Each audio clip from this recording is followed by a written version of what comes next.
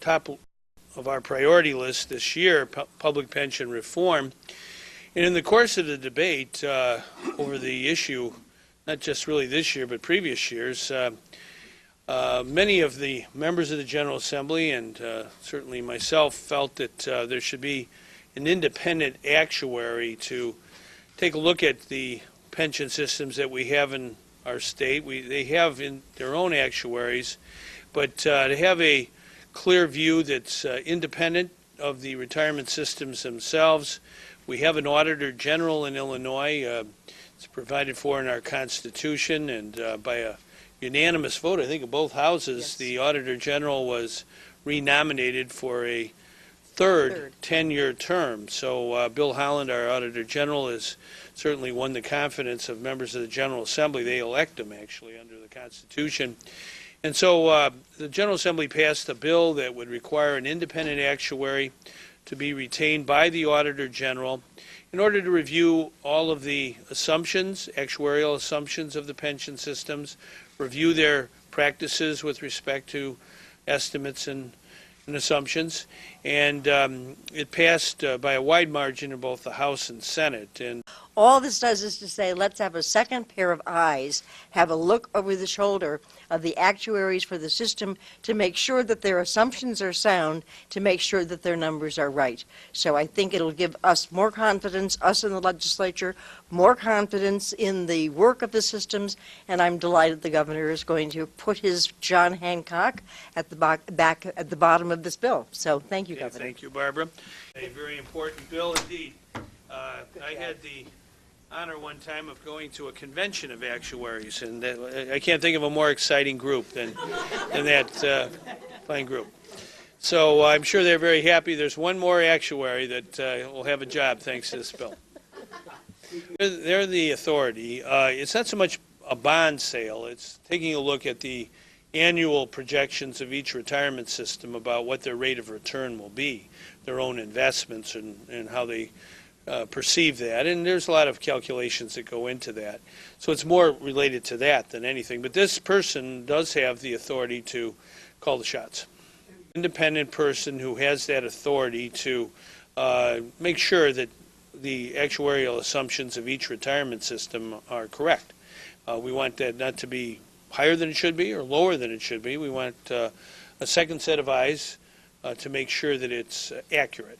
Because these are fundamental decisions that have a lot to do with the health of the retirement systems, and that's what we're interested in, healthy retirement systems. I was here not that long ago proposing that we have 100% funded pension systems in our state. We can achieve that goal within the next 30 years if we enact a pension reform plan, and I think we've come very, very close. We only have one issue left to resolve to do exactly what I outlined, and I think this is our moment, and I don't want us to miss that, and so we'll be pushing hard really every day until we get it done. Well, being an actuary is a highly technical job, and it should be. It's a person who has great abilities when it comes to numbers, to say the least. The Auditor General will hire the actuary, but you want to have a person with special expertise. If you have a heart problem, you may not want to go to a general practitioner who may know a lot about medicine, but there may be a specialist that knows something about the heart. And in this case, when it comes to actuaries and looking at pension systems in particular, it's a specialized science, really. And so you want to get the best person available, and the budget that the General Assembly will provide for is going to be the budget that the Auditor General will have to carry out this mission. But he's not going to go back to ground zero and redo the estimates. It really is a second look over the shoulder of the actuaries from the systems themselves. So this doesn't have to be someone who's going to be hiring a whole team of people to work day in and day out, 24/7, 365 days of the year. It's a shorter term proposition than that. Do that, and I think what we would like in the General Assembly, what the governor would like, would be to be sure that we have the closest match between what the systems are telling us the interest will be, the unfunded liability is, and reality. So this really is just a second pair of eyes. Well, and there's no question that no matter how... Right. And many, in fact, Mayor Bloomberg, I think, was quoted just on that point the other day. But I think the reality is that it's difficult to make, we do the same thing in budget making. You can't be sure what the next fiscal year is going to bring. So you make some kind of judgment call. And we just want to make sure that the judgment calls we're getting from the systems are as close to reality as the human mind can make them. That's all this is about.